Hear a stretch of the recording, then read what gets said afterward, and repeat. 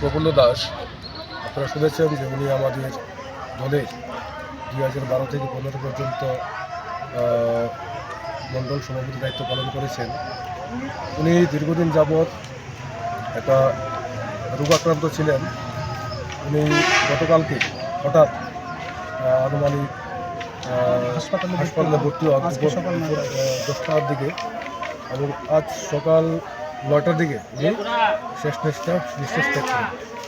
আজকে আমরা সবাই ওনার বাড়িতে সমবেত হয়েছি ওনাকে শ্রদ্ধা জানানোর জন্য। আমরা সবাই দলীয় পতাকা এবং পুষ্পার্ঘের মাধ্যমে ওনাকে শ্রদ্ধা জানিয়েছি এবং আজকে আমরা এখানে দাঁড়িয়ে ওনার বিধি আত্মার সদ্গতি কামনা করছি।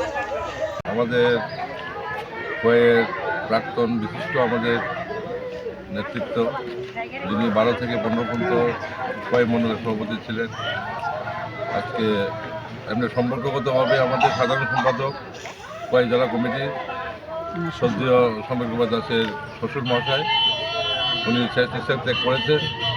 আমরা ওনাদেরকে শ্রদ্ধা জানিয়েছি ফুল দিয়ে, মালা দিয়ে।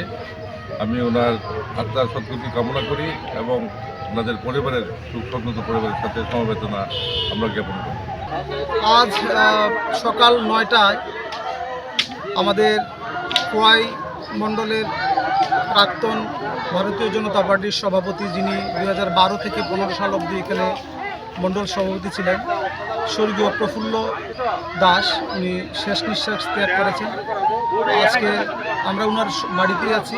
আমাদের মধ্যে উপস্থিত আছেন আমাদের জেলার সভাপতি শ্রী বিনয় দেববর্মা, আমাদের মধ্যে উপস্থিত আছেন আমাদের মণ্ডল সভাপতি অনুকূল দাস, আমাদের এসসি মোর্চার জেলার সাধারণ সম্পাদক রঞ্জন দাস সহ আমাদের এই এলাকার প্রধান উপপ্রধান আমাদের কার্যকর্তারা। ওনারা বাড়িতে এসে